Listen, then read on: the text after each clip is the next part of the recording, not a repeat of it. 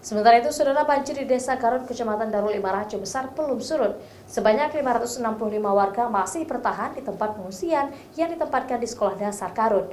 Pengungsi mengeluh belum ada fasilitas MCK yang memadai. Sebanyak 565 warga Desa Garut, Kecamatan Darul Imara, Aceh Besar masih bertahan di tempat pengungsian. Mereka menginap di ruang kelas SD Garut, Aceh Besar. Kondisi pengungsi sangat memprihatinkan karena sebagian warga tidak bisa menyelamatkan harta benda karena terendam banjir. Korban banjir balita yang mengungsi di SD Garut juga membutuhkan perlengkapan bayi seperti pampers, selimut, susu, dan makanan bayi lainnya. Selain itu, fasilitas mandi, cuci kakus atau MCK juga masih sangat minim. Warga hanya memanfaatkan toilet SD, sedangkan dapur sudah didirikan untuk kebutuhan sahur dan berbuka puasa. Yang ngungsi ke sini dusun.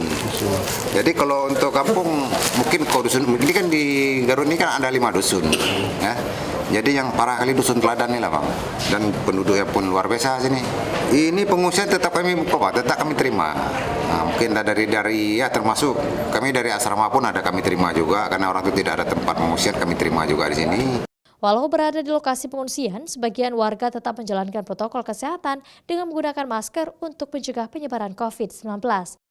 Hingga kini curah hujan dengan intensitas sedang masih mengguyur kota Banda Aceh. Sejumlah lokasi masih digenangi banjir, pemerintah mengharapkan warga lebih waspada. Nova Mistayanti, Kompas TV, Aceh Besar.